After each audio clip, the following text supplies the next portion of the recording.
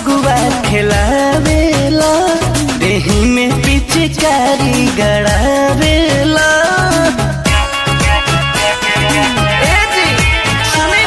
जीजाजी कौन फगुआ खिलावेला, देही में पिचकारी गड़ावेला।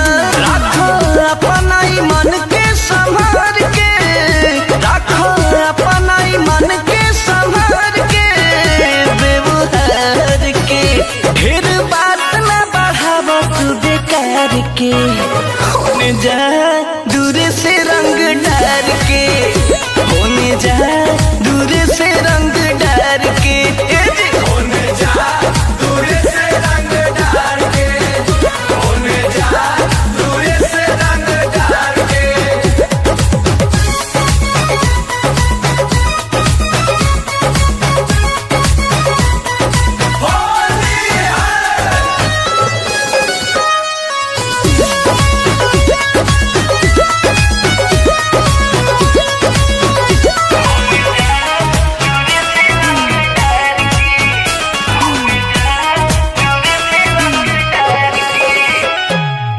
साली होई तो का भूल जइब तहमीज के, रंगेला भीतर साला बरिया तहमीज के।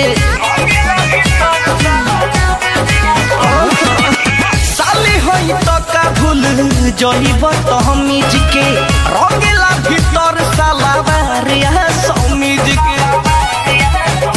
एकरा पे हो खेला भतार के, एकरा पे हो खेला भतार के, तो विचार के ढेर बात तू बढ़ावो न बेकार के।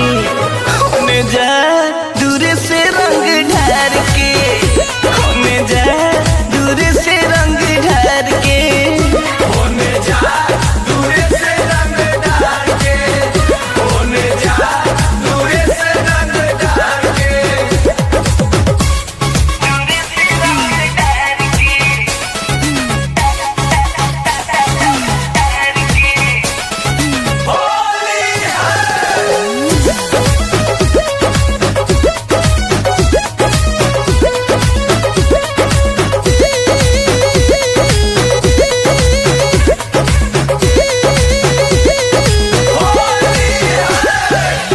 दीदिया के छोड़ी के तू फगुआ माना रे, बुझे कोई काहे खाती आइल बारो गाँव में।